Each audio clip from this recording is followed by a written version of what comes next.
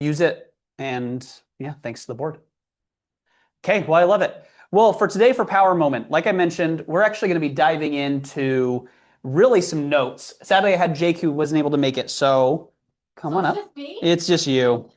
I know. I know. Come on up. But I'm excited. I have a whole bunch of slides up here, so it's going to be a mix of thoughts and notes from us, but I also have majority of his slides. It was But amazing. You guys should have it FOMO was because it was so great. and this is the queen of FOMO. Uh-huh. So like, she can't be lying about that. Like, but I loved this. And Jason Abrams, of course, is phenomenal, but he went through a whole bunch of things. So while we're going through slides, just bring up anything that you remember from talking about in those slides. I'll ask you some questions throughout and we'll jump in. It's like a quiz. It is. What do you remember? What do I remember? So I'm going to go through first of all some of the data really quick. Jump in anytime that was something that was like that was profound to you. I mean, Um, the biggest data point is always for those of us that don't understand the charts and the graphs and can't talk like chart speak to people. chart speak. Yeah, chart speak. Buy real estate today. And if you can't buy it today, buy it tomorrow. Yeah. And you really should have bought it yesterday. And you might not be happy in 1 year or 2 years, but in 10 years, you're going to feel like a genius. Yeah. Yeah, that was one of his things where he said always say that. 100%. Pizza. That Okay, really, done. it was funny how that was his point though, over and Yeah. over. Over and And he over. was like chastising us as agents because he basically said, like one of the questions that I loved, he asked, he's like, who in this room, if you had the opportunity to go back 20 years ago and buy every single piece of property, would do it? I mean, like everyone rose their hand, right? They're like, I'll buy as much as I could have 20 years ago. Well, and he like pointed out, and I think Gary Keller did this during family reunion, maybe too, when they were doing their charts and graphs and things. But they pointed out that, everybody horribilizes the recession. I'm pointing at Dave. Dave had to short sell a house in Vegas because of the recession. If you would have held on to it, would you be happy today? 100%. 100% would have been happy. I lived in a zip code in Vegas where most of the zip code was significantly underwater. It was all foreclosures. Pick a house randomly with your eyes closed. You'd be happy to own one of them today if you just would have held on. Yeah. And that's what he was showing was if all of us raised our hands saying we would have loved to buy as many as possible 20 years ago, and looking 20 years ago was the recession. Yeah, like the worst. Right. It was like you're buying at the top of the market, right? In air quotes.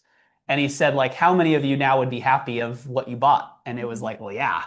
And the reality is, and that was one of my favorite quotes that they say all the time, was you don't buy houses at the top of the market, you buy houses at the top of the moment. Mhm. Right? And that's ultimately what a lot of the graph, so I have a whole bunch up here. I hit a whole bunch of them, but it's kind of like he was saying a few things. One was unemployment. Do you remember about what he was saying? Okay, unemployment. He basically said we've got to another point in unemployment where are now there's less job openings than people who need jobs. And he said that's going to create a little bit of an interesting aspect of where we're at. Yeah.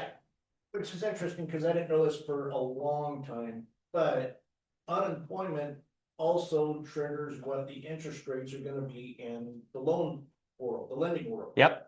So that's why we talk about unemployment is because it does fluctuate what the interest rates are going to be. Yep. This right here, he was saying reflects a lot of what the government's going to try and do, but they also have to try and manage where and what and all those things. He also was bringing up some good points of the interesting part will be continue to see what AI does to the unemployment and how that affects things long term too. But that was one of the big ones. He then went through job growth, that we've had less job growth. And that was going to be this slide right here. He was showing the 10-year average where we've usually been at and showing what jobs were actually created last year. And it's interesting because even in ones like professional and business services where we'd usually have 266, it was negative 126. And how much of that is changing, and we'll see how this impacts everything. But was some of his big points of continue to keep your pulse on that market, right? Well, and also like it's probably not terrible. Like how many of us are blacksmiths today? So some jobs just go away, but we all still have a job. So it's not bad. So it's going to change. It's going to be interesting to see how it changes. Yeah, it'll The just big thing. change. Yep. Okay, inflation. He talked briefly about that. Ultimately, but this is one of the ones I loved. This is an interesting conversation, right? I know there's this chart, and what was the other one? There was one more with it. It was right here. Chart guy. Do you remember what he said around this? I thought this was fascinating. Ultimately, this is customer sentiment. So even though right now, in a lot of ways, we're in a better spot to buy than at these other times, for the people feel like it is as bad as it was when it was 1966 and 1981. Yeah, I thought it was interesting that no, there was some chart where he had the interest rates on there too. Yep. People felt less horrible spending credit card interest on their mortgage than they do now. They're like more freaked out today than they were whenever that was, when it was like double digit. Yeah, that you were one paying like 17% interest on your house. But yeah, this is the one I come back to. Go back. This one. Oh, this is That awesome. one.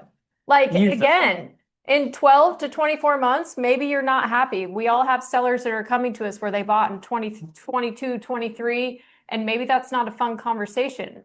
But if they held the house for another 2 to 5 years, they're going to be 10. 10. Like, so where would that chart be in 10? Right.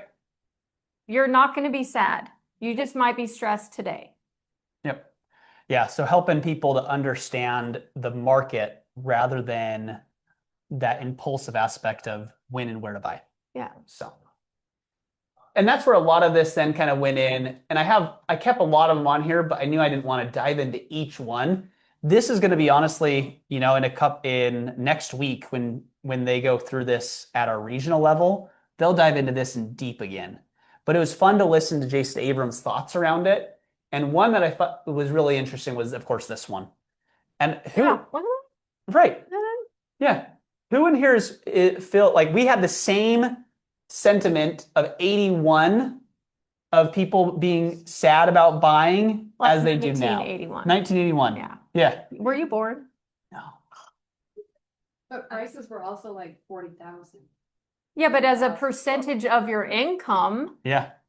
like it's all percentage of your income. So it still felt very tight for them. And I think they were actually better at like living on rice and beans than we are. We got have like fancy things in our lives. Right. We don't have Yeah, we're definitely more of a consumer people than even then, right? Mhm. So that's where it was interesting going through a bunch of these. One of the other ones that I was going to point out was this one right here. And he'll say that, of course, like he's like, mortgage people will not say that the 10-year treasury controls the mortgages, but he's like, look how stinking close these are. He's like, it's just a coincidence. The 10-year treasury doesn't control it, but it's always right there. So pretty fascinating. But there was a lot of those good nuggets with the stats. Like any more of the stats that were like that you remember that you're like, this was something. Okay. No. But like back like that one chart, of course, that 4% growth line, use it. Have those good conversations.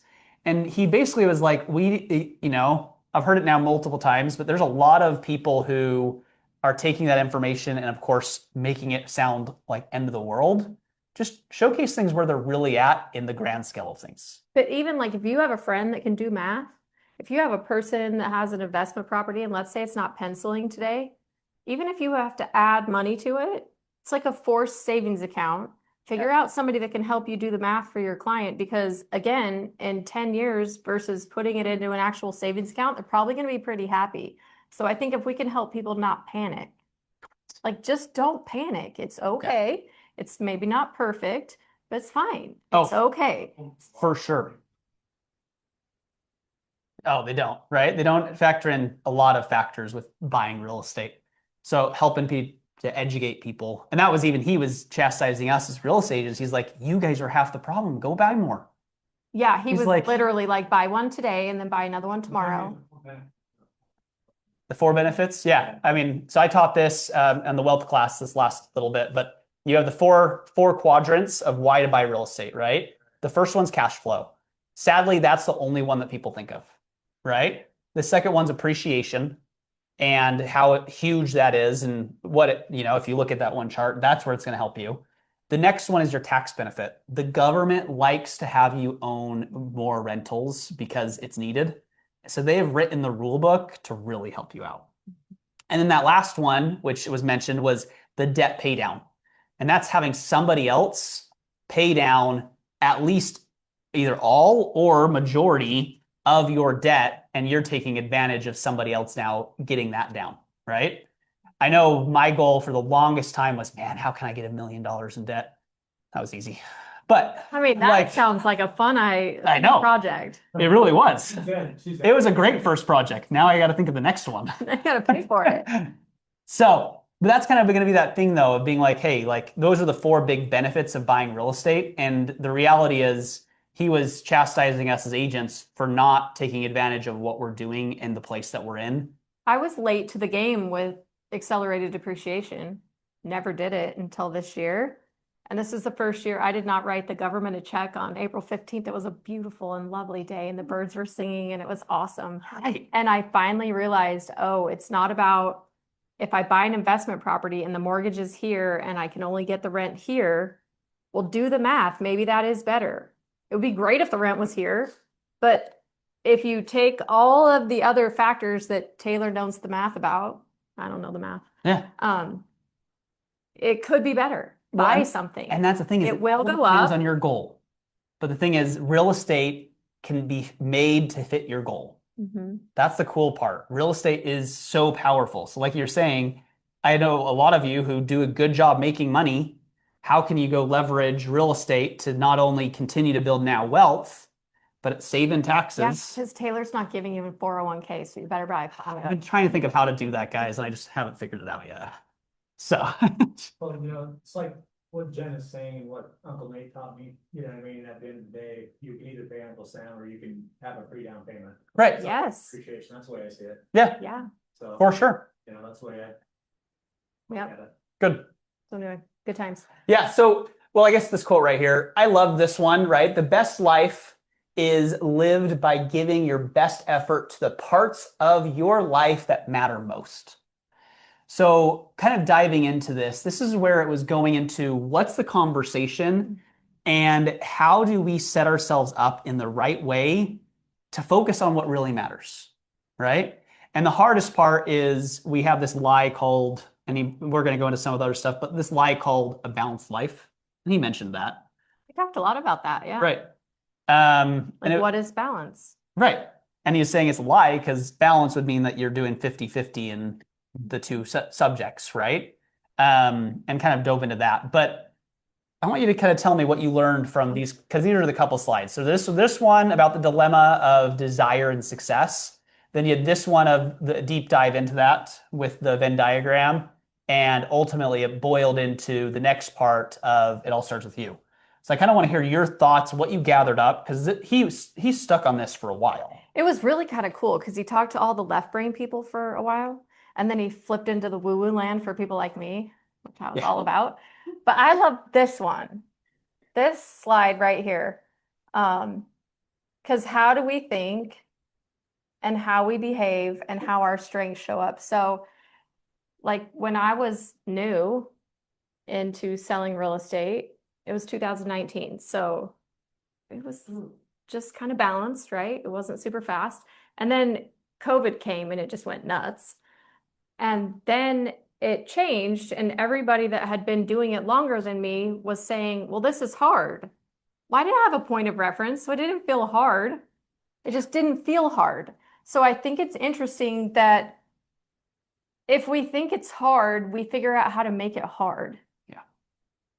And it's interesting that you can be in this, we are all doing the same thing as, 1,800 other people that live around us. And we're all having a completely different experience of what it feels like and what our results are like. And the thing that controls that is when you wake up in the morning, are you like, oh my gosh, this is fun? Or are you like, this is hard? And if you think it's hard, it will feel hard. Mm-hmm. And if it starts to feel hard on Tuesday, your brain is really easy to finesse. You can just lie to it and be like, this is amazing. And you can actually convince your brain it's not hard. and it will stop feeling hard. Just don't listen. Like, I don't watch the news because they're depressing and they just make me sad and makes me maybe not like my neighbor so much. So my thoughts are better when I don't focus on the news. But again, like also with the real estate market, if all I'm focused on is how hard it is to buy a house, if a buyer comes to me, wants to buy a house, I'm going to tell them how hard it is. Versus if I think there's always a way, I'm going to tell them that. Yeah. Yeah. And that's kind of where this comes in. That's where I liked this one as well, because this one right here goes through a lot about you can't have everything. So you need to pick and choose where you want to place it, right? You can, how much do you want to know? How much do you want to desire to have? And how much do you want to desire to do? And figuring out where, what, and how to put your effort, because you got to put your priorities, which goes back to that quote. So between the two of these, it's all about how you think.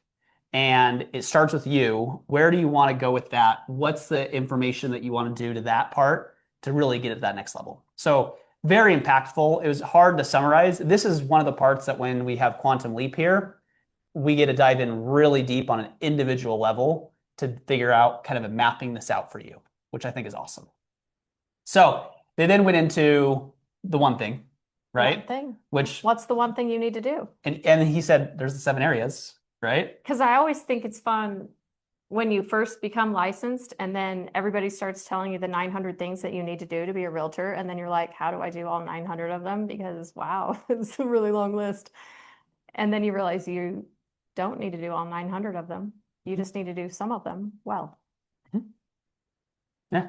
And then this is where it's okay, each one of these categories, making sure you can focus on what's the most important at the time in there, which I know like a lot of you have attended our yearly retreat. A lot of you have not, and you need to come next year because This it year. is actually this year it is actually really, really good. So, but to help you then figure out and lock in to make sure that you're focused where you need to in each area, right? Just to have that next advantage of what that looks like. So I can't dive into all of this part, but he had the 10 questions. What question of the 10 stood out to you the most though? Well, because I'm hyper focused, like number 2, I still think that your whole experience in life is based on what you believe. Yep. And all things.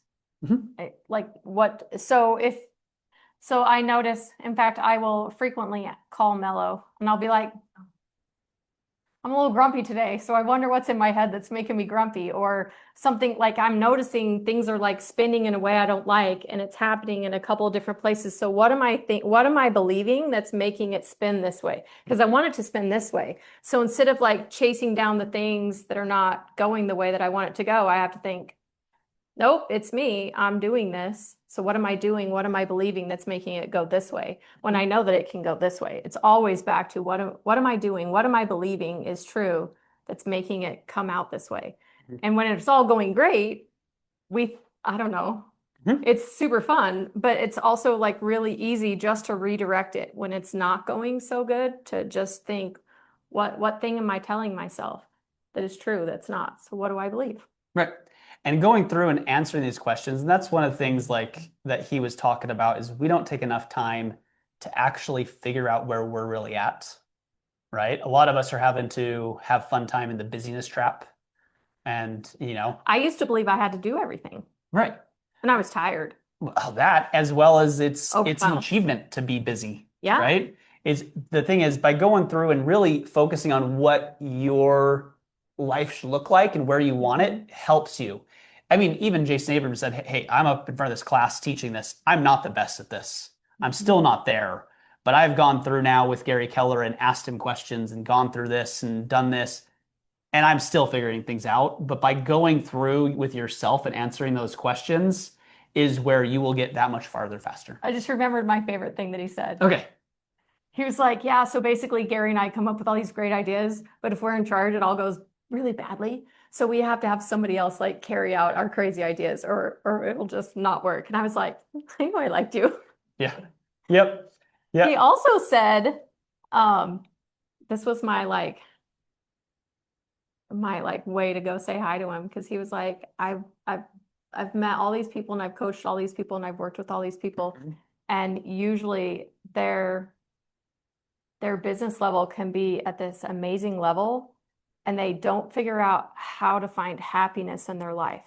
They think that the business success is the happiness. And until they get there and they realize the happiness didn't automatically come with it, it's not until they get there that they go, oh, wait, I also need to figure out how to be happy. Mhm. And so I went up and shook his hand and I said, hey, fun fact, I made the most money I've ever made last year and I'm the happiest I've ever been. And that was a deliberate thing I had to learn. Mhm. And if you're not happy, it doesn't matter how successful you are. Because you won't feel it. You will not feel it. You will feel so. Didn't he talk about somebody he knew sold like $1 billion company and he felt like yeah. empty? Well, he felt empty, and then he basically was like, he was talking about how he restarted, not having money. He's like, he had plenty of money, Had plenty of money. but had to restart on a lot of those questions and that next process for what's next Not for him. finding his purpose in his life. And again, like, what do you believe? Because money only solves your problem if you're starving. Yeah.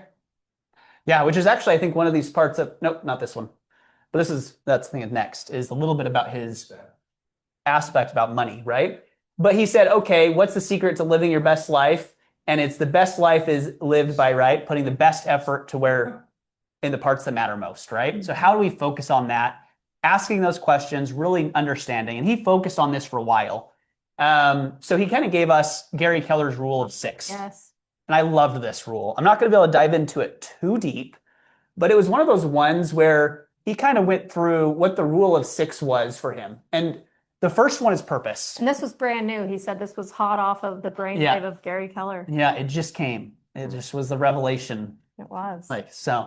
But it was basically one, purpose. So purpose clarifies why you do what you do. It provides direction, meaning, and motivation, especially during difficulty or uncertainty, and creates internal motivation rather than external pressure, right? Then he went into priority, gives you that 80-20 rule and why that's important because it accelerates when your attention narrows. Then planning and what that looks like. Then going through the process of taking action. And he focused in around that because he's like, a lot of this is, needed, but the action part's gonna be huge. And after you do that action, And I love the imperfect part.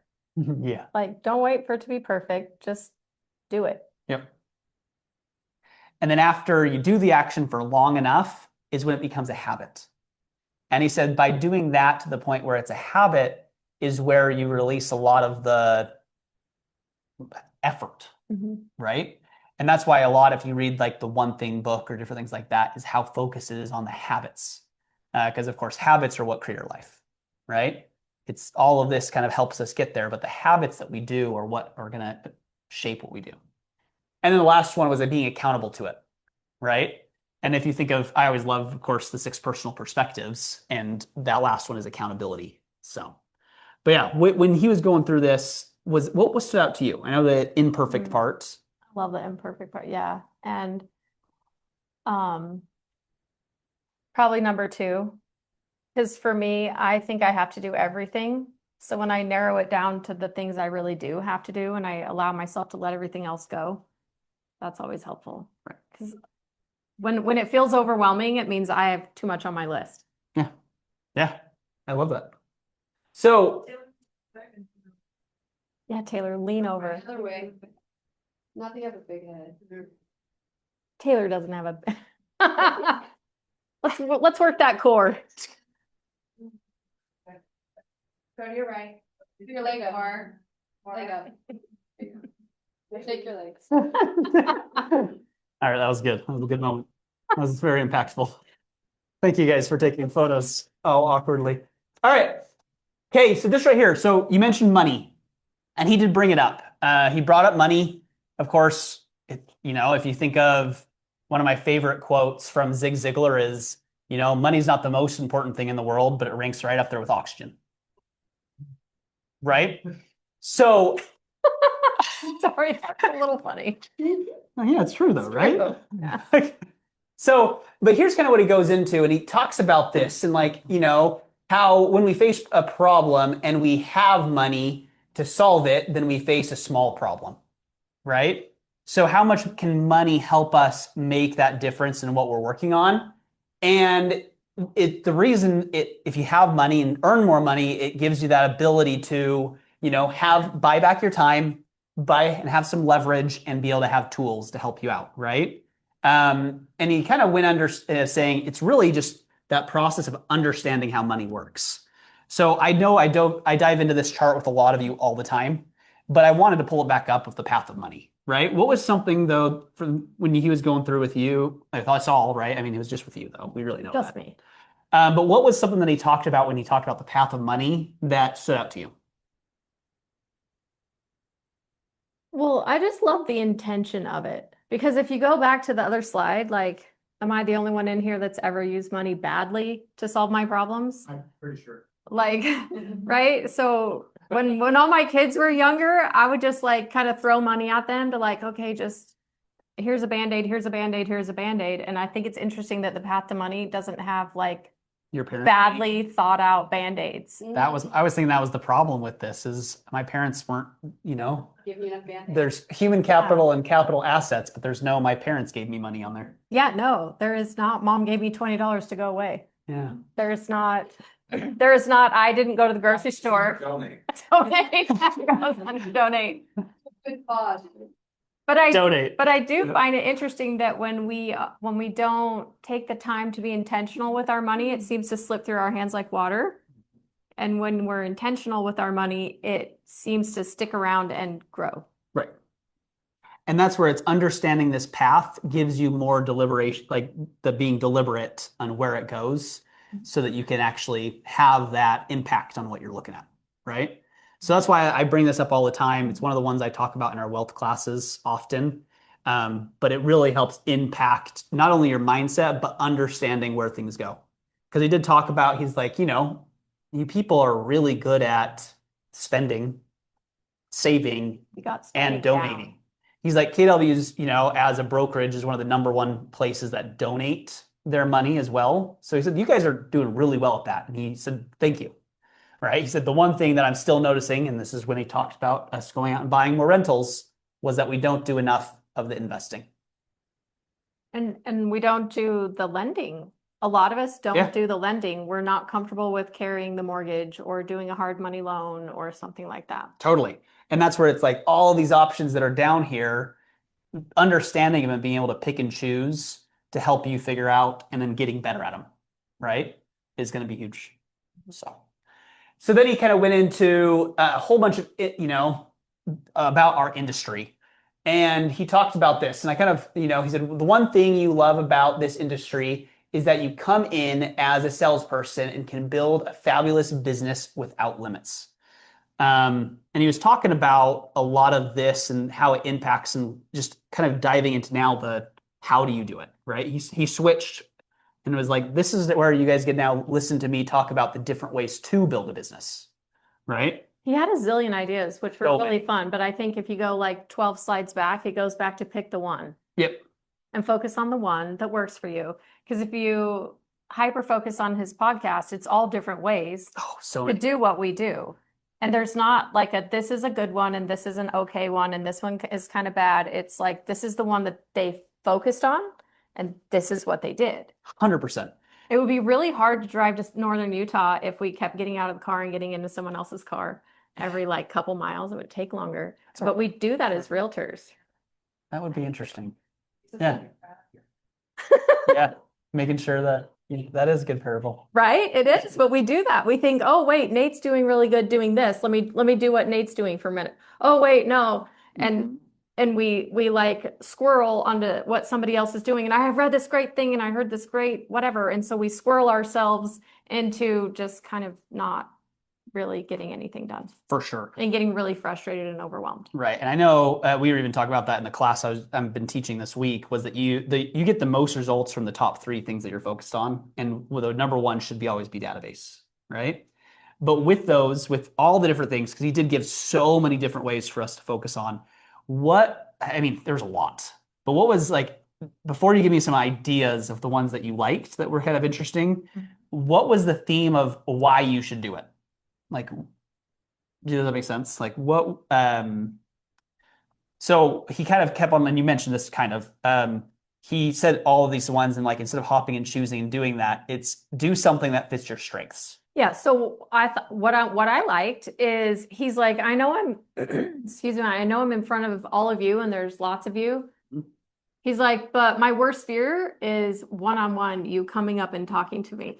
He's like, I'm an introvert and there's this invisible like barrier between me and you when I'm up here. Mhm. But like, don't put me in a cocktail party because I'll be in the back hiding behind a something. He's like, so for me to host like client events, no, because that's my worst fear. Like, sounds terrible. So to him, he talked about like smaller Yep. situations work well for him, Right. where it's not like a big party. So I think if you just kind of think like, what is the thing that resonates with you? Then all of the other suggestions that make your stomach hurt or you just want to run away or pretend like you're getting a phone So call, much. don't do that. Yeah. Do the thing that so we all can like pick up on the things that work with our natural strengths. So pick and choose from those and ignore everything else. Which was perfect. And that's where he went through that a whole bunch of the ideas He and gave us a zillion. at least, right? And then he said, okay, go watch the MRA, listen to the MRA podcast kind of a thing, and see what resonates with you that you want to have be one of those main things that you focus on and get really good at it. Yeah. Right? What were, I mean, maybe not ideas that you said, I'm going to do that one, but what were some of the ideas that stood out to you that he mentioned that you just loved? The smaller events, because also like don't ask me to plan a party. That sounds terrible. I don't want to do that. But I'll go to dinner with a few people that I like. So like chunking it down to smaller things that did resonate with me. Um, I liked, I actually liked his willingness to be imperfect on social media because I think we all think that we have to be like, our hair has to look good. I know the guys really worry about that. I do. And your outfit and whatever your background, like we overthink all the things Mhm.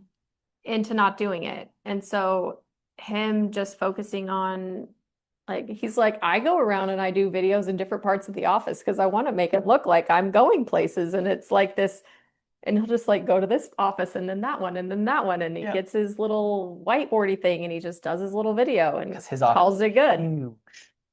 And he was saying he like works out of a closet. It's like, Yeah. that's great. He's like, if I stayed in my one office, it'd be kind of boring. So I kind of like how he takes what he has and he just works with it. Yep. Instead of trying to make it perfect, he's like, I just kind of, Mhm. he didn't overcomplicate it. For sure. Yeah, he didn't overcomplicate it. He kind of worked on that in business. And this actually kind of goes into the next rule that they came out with hot off the press was the rule of 7, right? So the rule of There's a 7, quiz later. You're gonna have to remember the All rule of of them. 6, the rule of 7. yeah, what the 6 personal perspectives you- are, what does Y4C2T stand for? Make sure you got all these on top.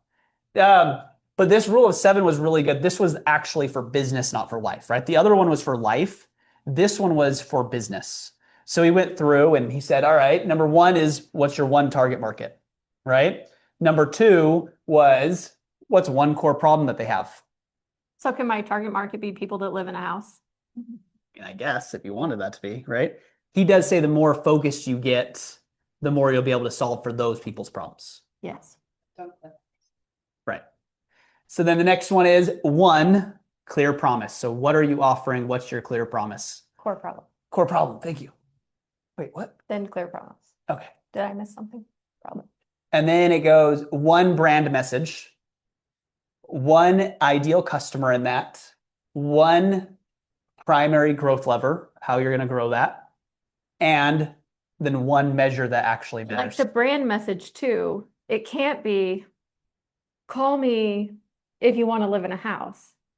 It really should be like, hey, do you have like 2 dogs and 4 kids and you want a 4-car garage? Call me, I'm your guy. Right.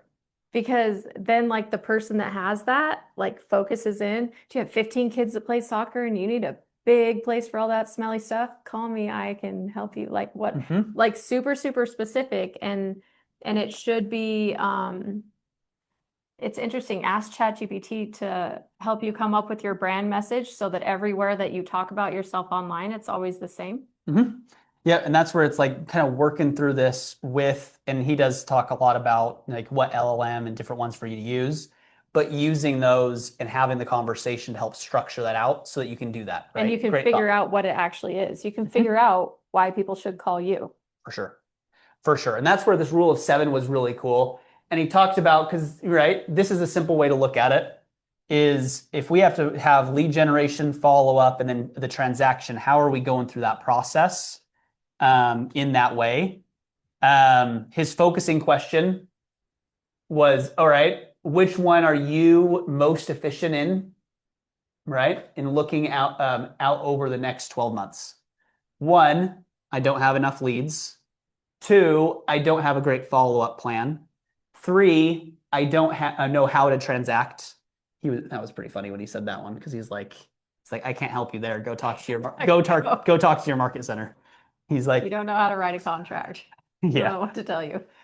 4, Interesting. Number one, if you don't have enough leads, if you just participate in the open house, if you got one really good lead, you could parlay that one really good lead into enough business for sure. to like create some momentum. Right. So then you just need the follow-up plan. And that's what he was saying. He pretty boldly said, like, I would challenge that a lot of you probably don't have a lead problem, you have a follow-up problem. And kind of what that looks like. So that was pretty cool. And he did say, 4, I don't know how to use AI to make all of these things easier, kind of a concept, and why, where, and how. So what was something with AI, because that's actually what we're going to get into next, that stood out to you from what he said? Nothing? Okay, we're good. I don't know that I remember what he said about AI. He did say it. It was a good, like, 20 minutes. So Okay, it was only 20 minutes. we're good. Small part of the whole 4 hours. What stood out to you? Yeah, what stood out to me was I always love this part of where he talks about how AI is now getting to the point where it can help you everywhere if you let it, right? He went in and re-dove back into different LLMs and different things and all the different ways you can do that with automation and stuff. But he kind of came back to the big point that a lot of us need to focus on is being in a spot that we can actually build to have it so AI knows that we are alive. So he kind of talked about these right here. So 5 things that you can do to surface on AI. So if you want to be actually in a spot that AI might recommend you or know you, you need to make sure that you're doing these 5 things, right? I do remember that. So, and it needs to be the same everywhere, right? He said like, And AI will help you do that. Yeah. Fun fact. Yep. So have AI help you make sure that this is all done in a way, because AI is looking for trust signals. They're looking for that it's showing the same thing. That's one of the reasons why it's like name. If you have multiple different names, or if you go by, Jen Polson and Jennifer Polson, and then I don't know, I was trying to think of another fun one to nickname you. Jenny from the block. Yeah, that's her best Instagram is Jenny from the For block. sure. Yeah, it's a scary one. So, but that's where it's like if you have different ones, then it was like, oh, like now AI is gonna not like basically be like you're not you. It doesn't understand those differences, and so it discounts them. Yeah. So how do you create Well, those and trust like- signals? And I think he spent a lot of time letting us know this is not something we should put off. Right. If you haven't started it, after you buy your next investment property, do this. That is what Basically. he would say. Yeah, number 1 and number 2. Yeah. Go buy something. buy and something. fix this. Work on your AI Fix stuff. this. Yep. And that's where it's like doing these different things. One of the things I know, and that's where I was excited. Jake Peart, one of the big things that he took away was he was gonna have his chat with his ChatGPT or AI, and basically figure out what questions that his group of people would have problems with, for him to then go create video content Yes. around that. So answer the questions. Go create your YouTube channel. Go create on your social Put them on your media. website. Put them on your web, like have it so that it all connects in this way. But that's where these videos and the AQs and different things came from.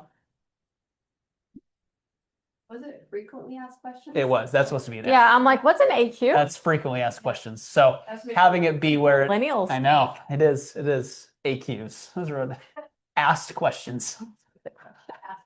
Asked questions. Yep, that is exactly what I meant to have there.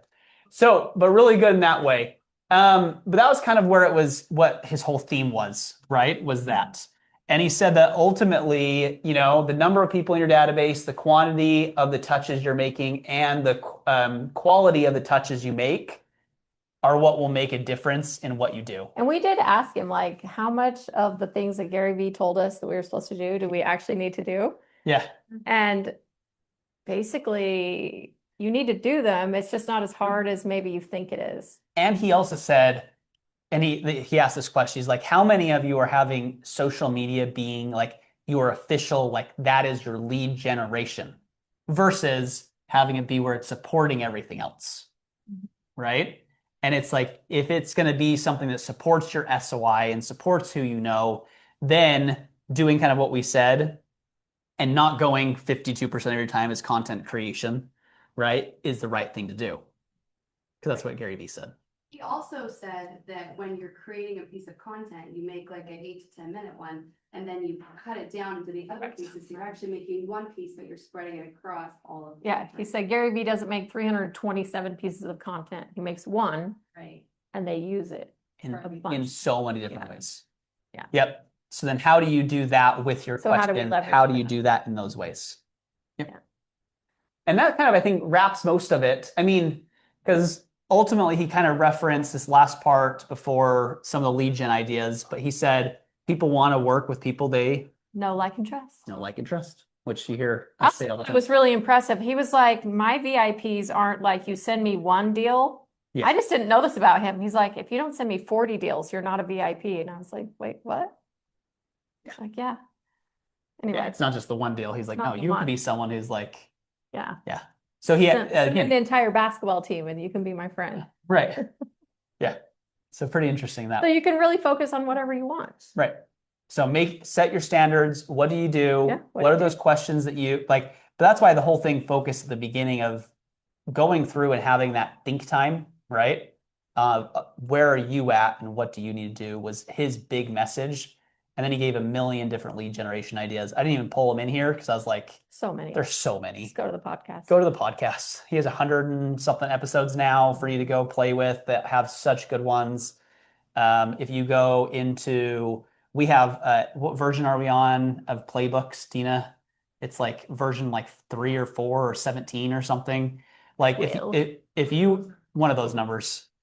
If you though are like, I'm trying to think of what lead generation I want, pull one of those up and read through them, right? Like go through and figure out what are your lead measures that you're going to be tracking and what one are you going to focus on beyond your database.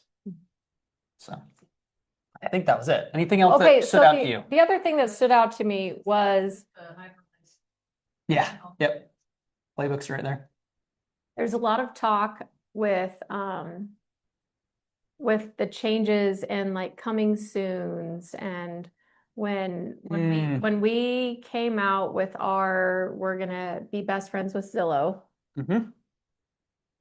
I think, and we asked, he probably talked to us about that for what, 15 minutes? Yeah, that was in the Platinum More Club, and it was awesome because he dove into that. So I think the high level answer to that is our industry is changing, and that's probably not a bad thing, but it's also probably going to look differently than we can even predict today. Like they don't actually know what it's going to look like.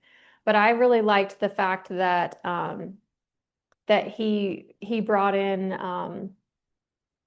where am I going? I liked the fact that they are looking forward and that it made me feel good that the company that I wear the logo for, I guess I don't wear it though. That's on my sign. All the things that KW is doing really do support a cooperative industry.